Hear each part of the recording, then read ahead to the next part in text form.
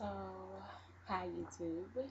This is going to be my first vlog ever, vlog, whatever you want to call it. It's actually for an assignment for school for my English class. We were asked to do our essay online in response to a YouTube that's already been posted. And so the one that I actually chose was Online Identity by Static Firm. And so, I don't know. I believe just our identity as a whole is something that is going to be forever changing. You might have a core feeling of what you think your identity is. Like for me, I know I'm a woman and I know I'm African American, and there's those simple things is part of who you are. As for your building identity, people you come across every day, people you see on TV, things you see on TV, they all have an influence on who you are and what you believe in. So that's why I believe that our identity will be forever evolving. As for our online identity now, that can still change all the time, but it's more of what you want people to see of you, your identity. It's not how you take something in and interpret it yourself. It's more, I like this, and I think people will like this if I do this, and it'll get me more hits, and people will see me, and people will want to be a part of what I put out there if I put this there. So I believe the social networks that are set up to broadcast your online identity, like MySpace and Facebook, those things are wonderful things, but also everything that's wonderful has a negative side as well. And so I believe that MySpace and Facebook, it can bring out the positive by saying, if you have moved away from family, you have friends that you haven't seen in a really long time, you have that opportunity to put yourself online to be found. And whatever you feel about yourself, whatever you like about yourself, put it online, put pictures of yourself. People from your past can come and reclaim their friendship, rekindle their friendship with you. As for your privacy, now that's kind of different because now your privacy is gone. So now that you have broadcasted it to everyone, they all can see it. And so that's where it poses your identity has changed somewhat, because you only put up what you think is cute. You only put up what you think is appropriate. You don't put up what can be your full inner self in these social network programs. And so when someone sees you online, they see one thing and they perceive one thing from you. But when they get to know you, it seems like a whole nother ball game. And so online identity is a wonderful thing. It just makes you more cautious of what you put out for yourself and what you accept from others.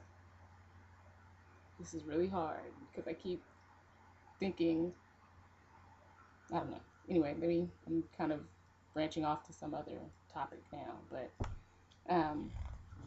back to the whole online identity topic here. Even with myself, this is a really hard assignment for me.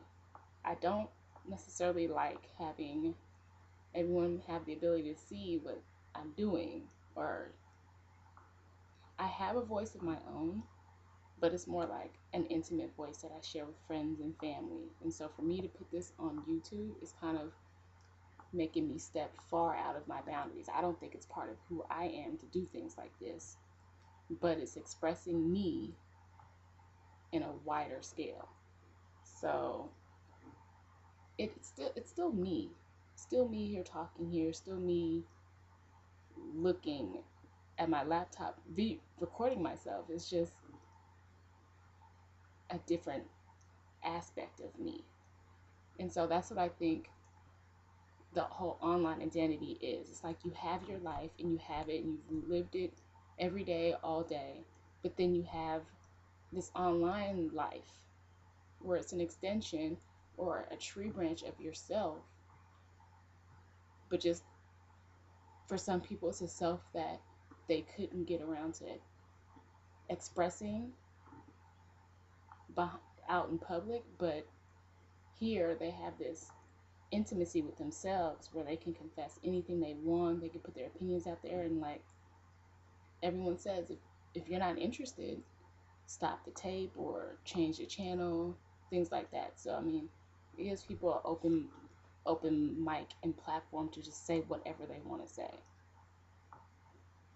Granted, you'll still be judged by people who do watch it, and if your friends find it, they may say, you didn't tell me that's how you felt. So I don't know, the online world is great. It lets you do everything you want to do and more.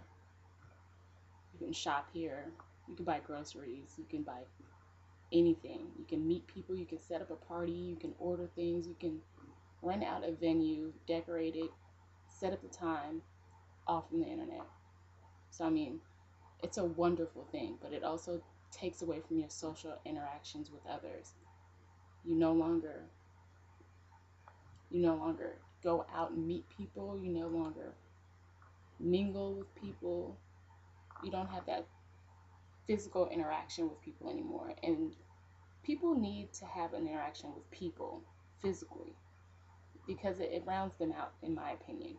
You could have a connection with someone online, but it's still through a lens. Because like you said, the connection, you're not, like I said earlier, you're not sure if the connection is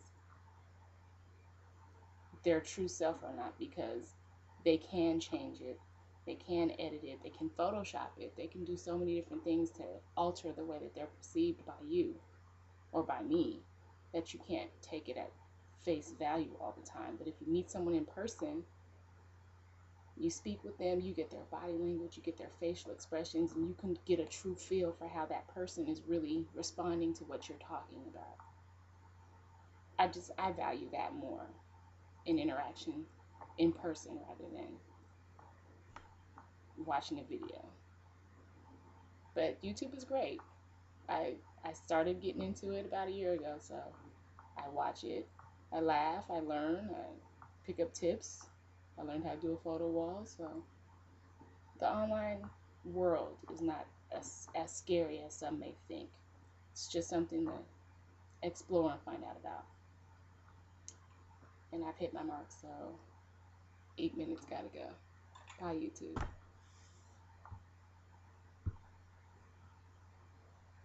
I've been stopping.